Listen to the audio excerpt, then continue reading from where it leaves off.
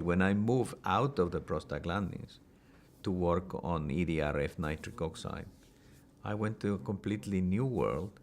And now I'm meeting mitochondria people, and I feel very shy and very humble because I don't know half as much of what they know about the mitochondria when I'm making some of the statements. But it's a very exciting situation because you go completely new. You don't have the weight of the excessive knowledge, and you can ask very naive questions, some of which turn out to be interesting.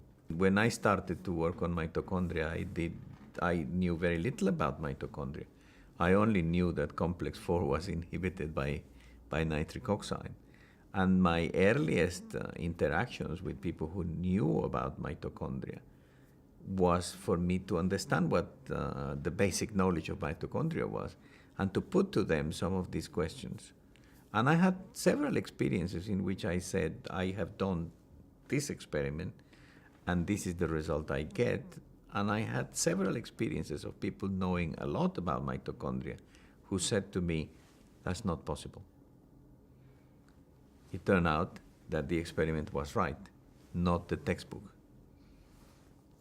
And that is the excitement of the, if you want, the naive approach.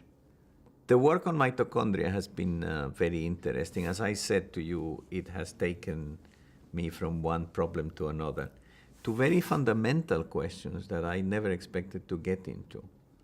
For example, one of the things that is very attractive to me at the moment in terms of understanding is how much we really depend on burning oxygen and how much we are using of other, which have been considered more primitive ways of sources of energy like glycolysis. And whether our cells constantly live by using oxygen or sometimes use glycolysis, not as a backup, but as a balancing mechanism, we have no idea. So we are going into very basic, very fundamental questions in terms of cell survival and cell death and cell defense, which have to do with the metabolic aspects of it.